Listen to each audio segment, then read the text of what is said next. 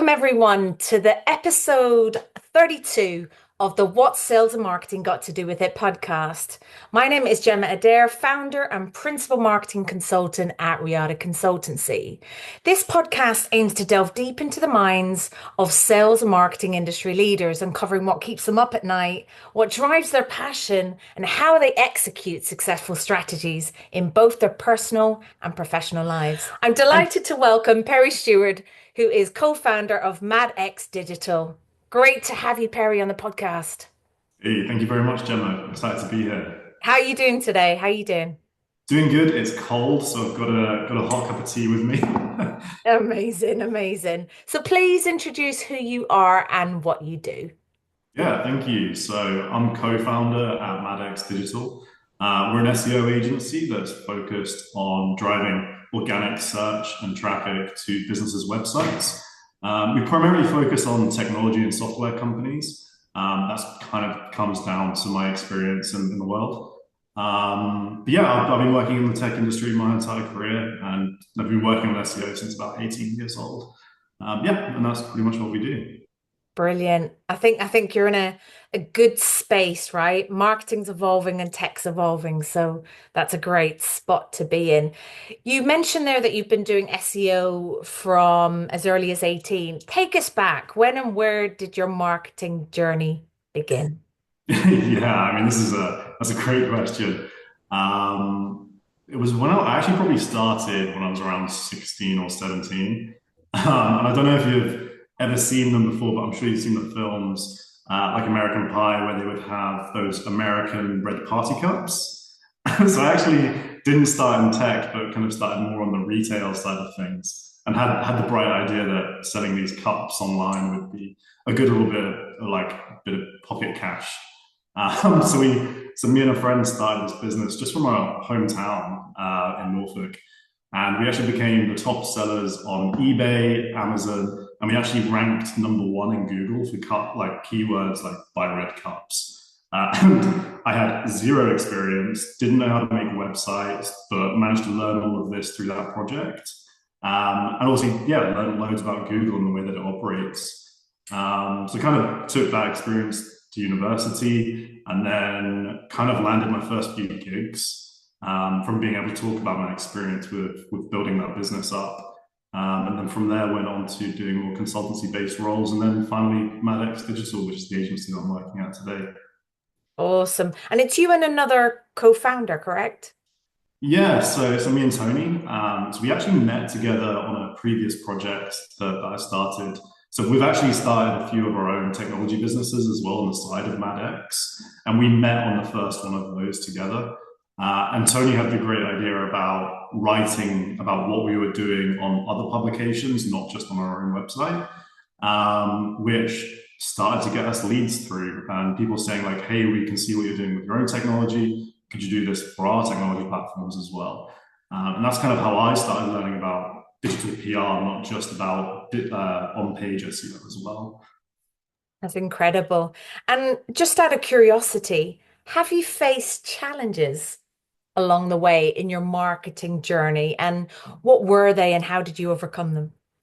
Yeah, I mean, I would say the most recent example would be more on the sales side, right? Like connecting marketing to sales, which is obviously like really important as an agency owner to be able to. 100%. Sales was something I'd never done before in my life. That was completely new to me.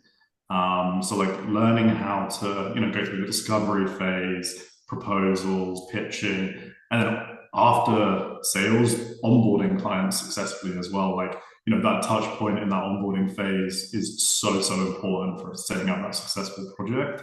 So connecting marketing, connecting the accounts and project management side of things into that sales was a very big challenge for us. Like none of us had done it before. But yeah, no, that was really exciting.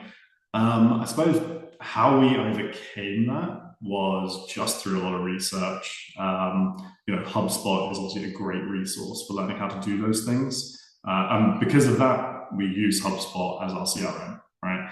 Which is a great way of showing, helpful content, SEO drives your customer acquisition to your platform for technology. it happened with us for our own CRM for a sales platform. But yeah, that's pretty much it. Nice. You'd be happy to know that I use HubSpot Oh, internally as amazing. well. So, not the paid version, but the free version. And I sort of try, work it in the back end to work for me in terms of how I can kind of, manage my data and all the rest of it. Just out of curiosity, on to the next question. What does a day in the life of Perry look like? Yeah. So I don't know if we mentioned this earlier, actually, but I've recently moved country. So I'm now living in Denmark. Oh, Yeah, incredible. as of last Oh, year. that's news. That's news. Yeah, So yeah. Tell us more big about news. that. Gosh. Yeah, Yes. so I mean, the day in the life has changed, right? Pretty substantially. But it's a really nice change. So, I can get up in the morning, I can cycle to the office, which is about 15 minutes away. I'm going along the harbor, which is like beautiful in Copenhagen. Sounds like Get to bliss. the office. Yeah, it's so nice. It's very fresh here. Obviously cold, but like very nice. But, once I get to the office, first thing's a coffee. I always need my morning coffee. And then I start thinking about what I'm going to be doing that day. We have project management tools inside of MADX, so most of my work is assigned to me from our project managers, which is great. But there's probably a few things that I want to do that's a bit more about business growth and outside the day-to-day operations of the business. So I try and think about like 2 to 3 things that I might want to start thinking about. I try and talk to our team on a daily basis as well. Just like as touch points, it's not necessarily to be like reviewing their work and giving them feedback. It's more about trying to see how they're doing, how we might be able to help. So I try and have 1 or 2 calls like that a day in the morning to get that done. Then there's probably 1 or 2 sales calls in the calendar as well, which I prepare for. At the moment, I'm still trying to be part of the full end-to-end process, like from discovery to maybe a demo call and proposals.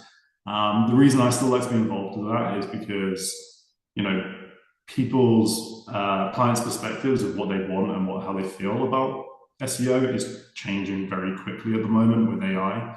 So it's good to have a bit of a finger on the pulse just to see how people are reacting to our processes and the way that we pitch MADX to see if we need to change anything. That sounds great. I think it's just that kind of visibility, right? Being on the calls and like you said, kind of taking that kind of what is the reaction from prospective clients and customers, your existing customers as well. Is your team based locally in region in Denmark, or is it sort of across the? No, across the world. So we've got most of the account managers sit in London, or the rest of the UK, and then we have a remote team as well. So we've got a few guys in the Philippines that are doing kind of like the technical SEO side of things, and they're great. Incredible. No, that's great. You've got a great team. All hands on deck. Is there an area of marketing, or perhaps because you focus on SEO, that you like the most and why? And then my next question would be, is there an area that you like the least and why? So let's start with the what do you like the most? I mean, the most, yeah, like you say, I'm probably biased, but I think inbound marketing is one of the best ways of attracting customers, right? You're not really bothering them or interrupting their day. We talked about the HubSpot example earlier. If you create content that truly helps your target audience, they might not convert immediately, but when they're ready to, they're most likely going to pick you as their option. So especially in the technology area that we work in, we think content creation is one of the best things that you can do. And then obviously SEO helps to amplify that content through search and things like that. But yeah, it doesn't necessarily just SEO. Like YouTube, I think is amazing as well. LinkedIn, social media, just kind of any kind of content creation that you can do to help people, I think is the best way.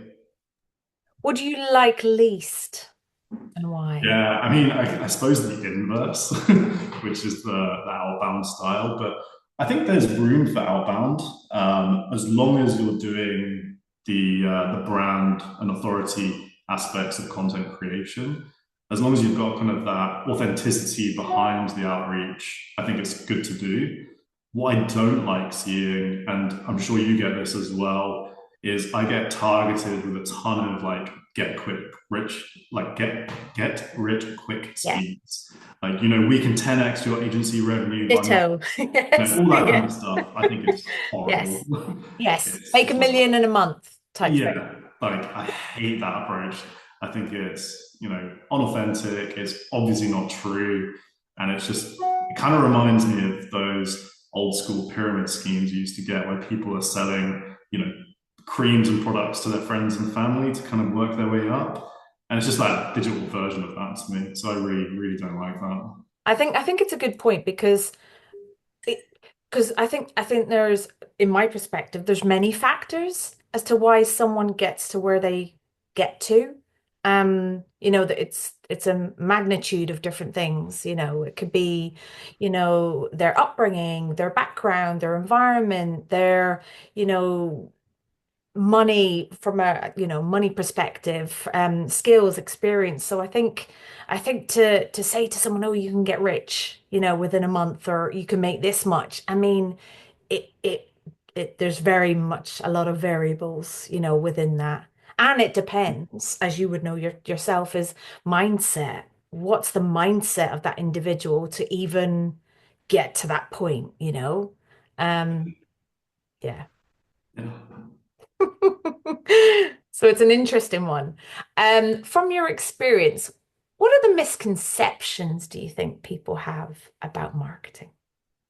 Yeah, I mean, I think the thing that we're getting a lot at the moment is mostly around AI and the use within the marketing and sales processes, right?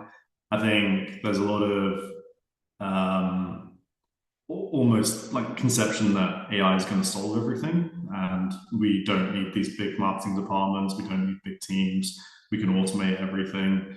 And I think, you know, in some sense, maybe that will be true at some point, but I definitely think it's not there right now. I do think that, you know, in the last year or so, as ChatGPT, as other platforms, as AI overview has been launching and rolling out, we are getting a lot of queries about the way we produce content, because we don't really use AI to produce content. We still use human writers, because I mean, there's a ton of reasons why we do that, you know, quality, etc. But we definitely had a bit of pushback about why we're charging so much for a piece of content when you could just do it with AI. And then we now get pushback. We kind of launched a new product where we're like, okay, maybe we can do AI content for some people, but you know, we still have to charge a certain amount. Because we want to produce quality content, we still need a human involved in that process to quality check things. We can't just like press a button and hope it does its thing, because that doesn't return the results that you hope for. And I think there's been a learning curve in the last year for that. I believe like a lot of internal teams and departments. I think we're kind of coming towards the end of it now. I think people are starting to realize, okay, it's not there. And even if it is, we still need some experts in place to like manage that process, so that we get the quality results that we want. I think as well, to your point, it's around, that human interaction, because AI is an incredible, tool to use. Um, I think there's the sort of concerns around like the governance and how it's used, and whether it's ethical versus, so I think it's an amazing tool. It's the here, the now, the future. It's gonna happen. Yep. And you kind of, you have to kind of jump and start using it, start playing around with AI, because it's got various benefits to it. But like you said, it's that kind of balance. And it's the governance and how people are using it, best practices, that kind of thing. Yeah, Um, exactly. yeah, yeah. Yeah, like, I mean, there's an additional misconception here that if you like, I hear it a lot at the moment, is if you use AI, you will be penalized by Google, and that's not true. It actually says in their guidelines that you can use AI to produce content, but you just have to not do it in a spammy way, right? Like kind of like with outreach, right? You don't want to do, 1,000 emails a day or whatever just to try and blanket spam people to try and get a result. You want to be a bit more targeted, a bit more careful with it, and use it as a tool rather than the all-one solution. Definitely. And I think AI, there's some amazing sort of, people talk about Copilot in the tech space, there's different other productivity tools, Notion, there's loads of things which have AI kind of built into it. And it's great because it's really streamlining your day and just Yeah. and just allowing you to prioritize where you need to prioritize. And I think it's yeah, it does have its uses. Absolutely, absolutely, 100%, for sure. In terms of misconceptions, from an AI sort of, sorry, a marketing perspective, and people think, oh, AI is going to take over your jobs. What do you think the misconceptions are internally within an organization as to the value of marketing? From your experience, what has been the misconceptions there? Oh, marketing, they're just the creative, they're just the coloring in, some people might say. Or, what's the value, what's the ROI in marketing? What's your kind of take on that? Yeah, I mean, I think you mentioned it there in the last bit, which is ROI. It's really hard to attribute some of the revenue to some of the marketing channels that you do. So I think a lot of the issues that you see there about like, oh, marketing, they're just, doing this fun, creative stuff, it is really being able to track back revenue to those activities, which is a hard thing to do, right? Like some things are easier than other for sure. But really understanding first touch points and things like that is very difficult. Things like HubSpot are making it much easier, right? Like you can do a bit more first touch point tracking these days. But a lot of the issue, like I would say, 99% of our clients do not have tracking set up correctly. And it is a pain to like sort out for them. And it is the biggest hurdle for every client that we work with is connecting those, revenue to actual marketing activities that you're doing.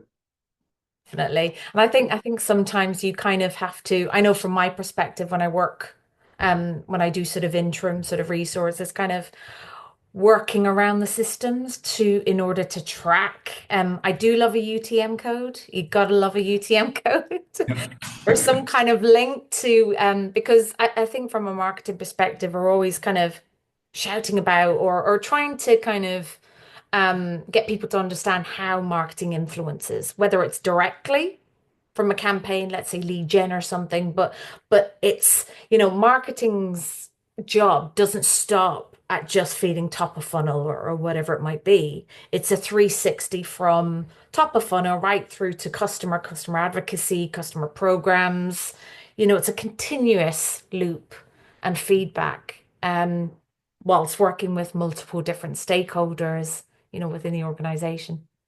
Yeah. Yeah, 100%. I mean, a lot of times when, we're on discovery calls with potential clients, first things they talk about is increasing traffic, increasing traffic. And I'm like, oh, whoa, whoa, whoa, but what's your actual revenue goals here? Like, what kind of leads, what quality are you looking for? Like, what regions? And, we try and bake that into proposals and campaigns is what's the objective? Like, what are we actually trying to achieve? And we'll put that down. And I guess one of the biggest recommendations I would have for anyone doing this is make sure you get the goals and how you're going to track those goals set up first before you do any kind of work.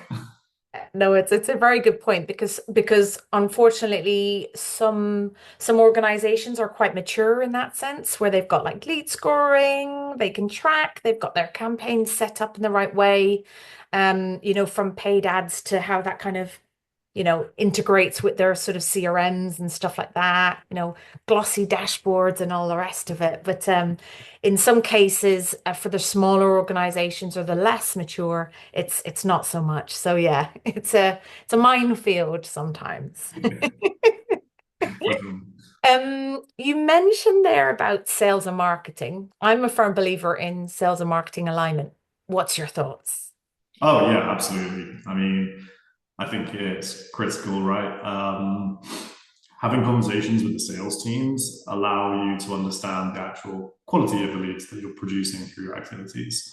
And if you don't have that kind of conversation, you're just going to get sales teams moaning about the quality that they're receiving.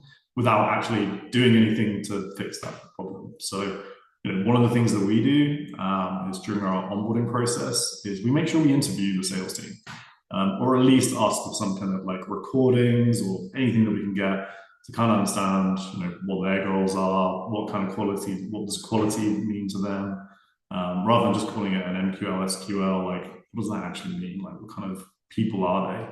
And that helps you define the objectives for the marketing. I agree. And I think as well you talk about SQL and there's all different variations, right? MQL, SQL, and also what's a lead, right? Right. In different organizations, they're like, oh, well, this is a lead, but really, is that a lead? Um, Yeah. and should that be something to which you pop over the funnel or, pop over and convert into a sales accepted lead or qualified lead or whatever that might be. So yeah, I still think to your point, I think I'm glad you mentioned there now about just like really trying to understand, well, what is a lead? What is, what revenue you're trying to drive? How many leads do you need? What's the size of deals? That kind of thing, and how can SEO and all that great marketing activity sort of influence and get those kind of leads through the door, into the pipeline. 100%. I mean, especially, I mean, a lot of the things that we talk about in the software space is, and I'm sure this is similar, right? It's not just revenue, but it's expected lifetime values. Because, the first touch point of a customer and the first payment hopefully isn't the last. You kind of want to keep re-engaging them. So we kind of build that into the metrics as well when we're thinking about acquisition through SEO is, what's going to be the long-term revenue and ROI from this customer. Definitely, definitely. How do you stay up to date with what's happening in the market? Yeah, I mean, so there's a bunch of different blogs that I read. So Google obviously has their one, Search Central. Search Engine Journal is a great one for SEO specifically. But really, my favorite way to consume is YouTube and podcasts. There's a great team. I don't know if you've heard of them, but they're called Authority Hackers.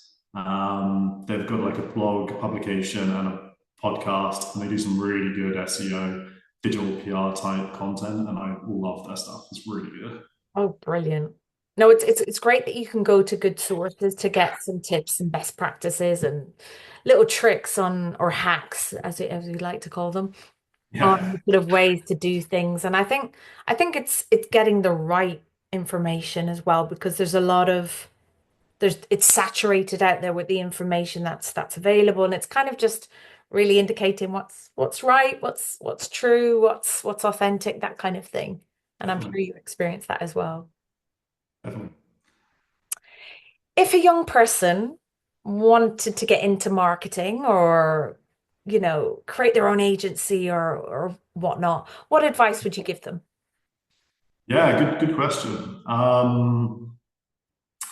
I mean, based on my own experience, I think understanding a niche is really important, right? So we're an SEO agency, but we really focus on software and technology companies because of my experience of working in software and technology for my whole career. So I think, finding that kind of industry or niche that you're really interested in is probably step one, because if you're doing marketing for something you're not interested in, you're not going to care, right? Like, you're not going to care about the activities, like learning about it. But if you're interested in golf, right, go try and get into a golf company and try and do marketing for them. I actually have a friend who does PPC for a golf company, and it's his like dream job. He loves it.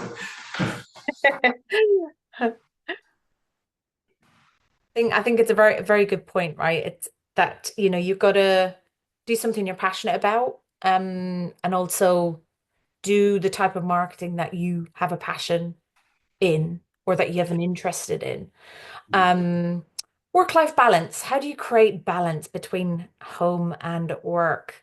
Um, and it's interesting because I know you've just moved to Denmark recently, so has that had an influence? Yeah, and it's had a positive influence, which is great. I mean, before moving here, I don't think I had too much work-life balance, to be honest. I was working quite late hours.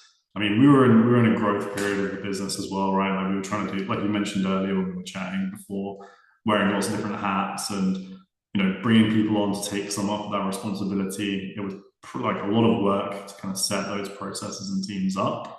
But since moving to Denmark, the work-life balance here is so good. So my wife, she can be finished at 3:30, 4 p.m. for work.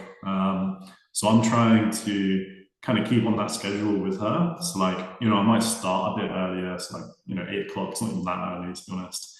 But then I'll try and finish the same time she does so that we can meet up, like have a little cycle around the city, go for a little drink maybe or some food. I'm trying to experience a new city, so I want to make the most of it. So that's really helped, to be honest. Perfect. And outside of that, do you play any sports? Do you have any hobbies yourself? Perhaps with the new move to Denmark, you might kind of pick up a new hobby of some kind, perhaps. Yeah, yeah. So, I mean, go to the gym, do a couple of runs here and there. I played padel for the first time this weekend, which I'd not done before. I like tennis and squash, so I really enjoyed that. And I think that's going to become a pretty big new hobby for me. That's awesome. That's brilliant. Um, what did you want to be when you grew up? Hi, I actually got asked this question over New Year's as a drinking game, and I think I said an astronaut. Oh, incredible. Okay. I mean, I'm talking like when I was like very young, right? That's good. Astronauts are good. Yeah, yeah, yeah. Okay, so what was the thinking behind that? You were quite young at the time. I mean, I was super young, but I grew up by the sea, so kind of spent a lot of time on boats and like going on adventures and stuff like that. So I think just film and being by the sea kind of sparked a bit of an interest in it. Oh, awesome. What is your passion in life and what drives you? Oh, that's a really good question. What's my passion? It's hard with running the business, right? That kind of becomes your passion after a little while.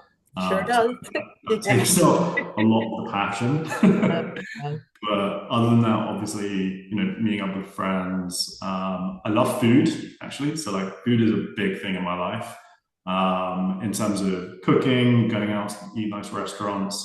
My wife always jokes around saying that I cook most of the time in the evenings, but I spend way too long doing it. It's not Oh, like it's kind of like my meditation at the end of the day, right? It's to sit like, there get and be on like, with okay, it. what am I Need to doing? eat.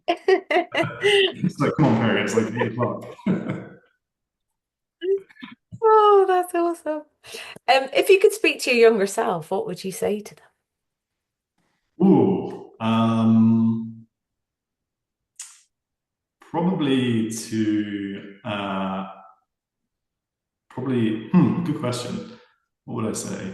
Uh, To probably, that probably, astronaut. probably just probably to start the business earlier, like, No, and okay. not Yeah. be not be too worried about it, right? Like, I had like two big fears in my career life, which was transitioning from a full-time employment to freelance consultant. Yeah. That was a big jump, and being nervous about that. But after I did it, it was so much fun. Yeah. Really good for like work-life balance and controlling what I worked on. And then the next big jump was doing that to the agency, like business owner side of things.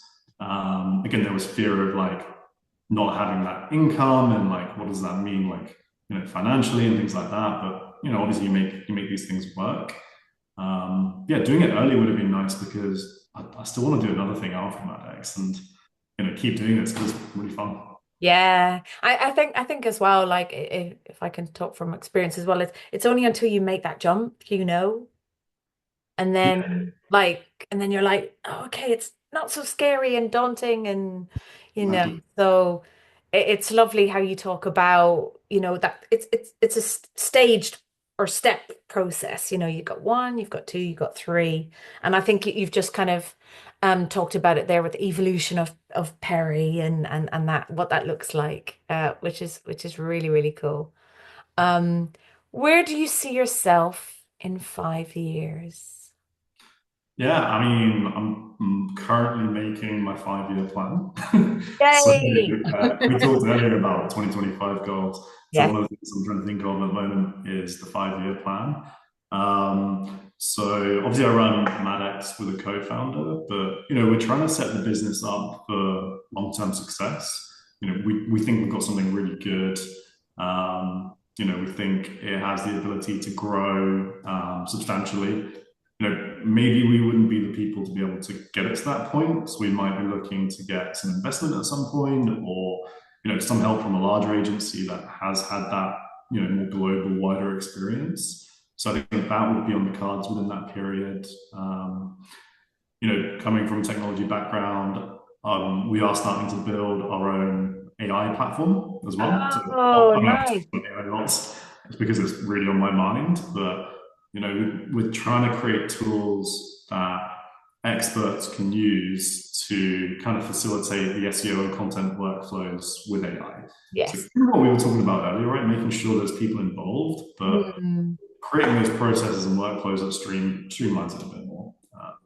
definitely. I think it's that. I think it's quite a good point because it's kind of empowering and enabling and making sure that people understand what they're using and how they're using it. And I think it's still continuing that dialogue rather than it just being here's a tech platform that you can use and there you go. It's about kind of that education piece, I think, and really kind of mentoring that someone through it and giving that guidance, you know.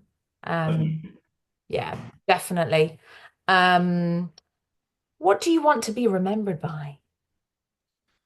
Ooh. Um, yeah. I mean, probably something a bit cheesy, Maybe like corny, cheesy, yeah. yeah, Yeah. being a good husband, being a good dad when we eventually get to that point. Um, Oh, like I think family is really important for me, and I think that's like one of the things I want to be remembered by. that's brilliant. That's pretty awesome. When you go on holiday, what do you like to do? Or if you go on holiday, where would you go? Are you a city? Are you a beach? Yeah.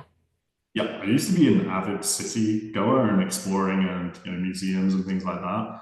Now I'm like, let's get by the pool and put my feet up for a week. Nice. And what's what destinations on the cards? If you could go anywhere, where would you go? Yeah, so we've got a couple of trips planned up this year. So my wife's brother lives in San Francisco, so we're thinking about flying over there to do a bit of a trip down the Nice. coast, bit of a drive. So that's on the cards. Um, yeah, we want to explore more of Scandinavia. So, Sweden, Norway, Finland, all those kind of areas. Do a bit of a road trip around there. Oh, nice. Having adventures. That's what it's like. That's what it's about, right? Having adventures and creating experiences. So, yeah, definitely. Um, books, podcasts. You mentioned podcasts earlier, places that you kind of get content from, insights, that kind of thing. Are you an avid book reader or perhaps a podcast listener? Yeah, I mean, I do like books, but I tend to listen to them on Audible more than anything, and then podcasts as well. Yeah, so one of my favorite podcasts is one called Acquired. It's quite nerdy, but it's like 3 4 hours, really in-depth episodes about businesses from their like starting point to IPOs normally. So that's really interesting. I love that. And then book-wise. I'm currently listening to A Gentleman in Moscow, which just got released on TV as well, which I'm enjoying. Nice. Oh, that's a good mix of Yeah. different things, both from a business perspective and personal sort of interest and so on. If you had a chance to be a superhero or have superpowers or superpower, um, who would you be or what would that superpower be and why? Yeah. When I was younger, I loved the cartoons. So I used to watch, like the really old Superman from like 1940s. I loved that. Yeah, And then Spider-Man as well. I guess probably Spider-Man would be quite fun. He's got yeah, all the tech, all the gadgets, and yeah. I'm into that stuff. So I'd probably be Spider-Man. Nice, nice. Yeah, he's definitely got some great superpowers for sure. With his web and he can swing from God knows Not sure my Like back would take that heights. Yeah, if you're scared of heights, then I don't know. You might be like, you might kind of, yeah, suffer a little, or not sort of swing from your web at all. Um, if you had to ask the audience a question, what would that be? though. Ooh, I guess I'd want to know, what kind of new marketing things they've been trying out this year or what they plan to try out in 2025. Um, yeah, what kind of tools they use. I'd always find that kind of interesting to see what they're up to and what they're using. Yeah, so I'd ask them what their plans are. Nice. Do you have any final words that you would like to share? Yeah, I mean, so if anyone feels like connecting, I'm pretty active on LinkedIn. That's probably the best way to find me and reach out to me. Try and post some helpful content around SEO and content and things like that. Try and give a few giveaways as well. Sometimes we do free audits and things if people are interested. So just watch the LinkedIn space for that. Incredible.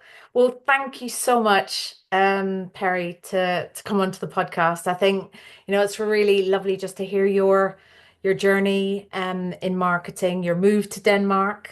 Um, I'm thinking you're going to have some Denmark Chronicles or something, within the next sort of few months or years or whatnot. So, but yeah, like, it's great that you've made that move, and like, it's great about the work-life balance, and trying to kind of fit that in with your family and your wife and so on. So that's really lovely. But yeah, may this conversation continue for sure, and all the best with your journey. Definitely. Thank you very much for having me on, and it's been great chatting to you.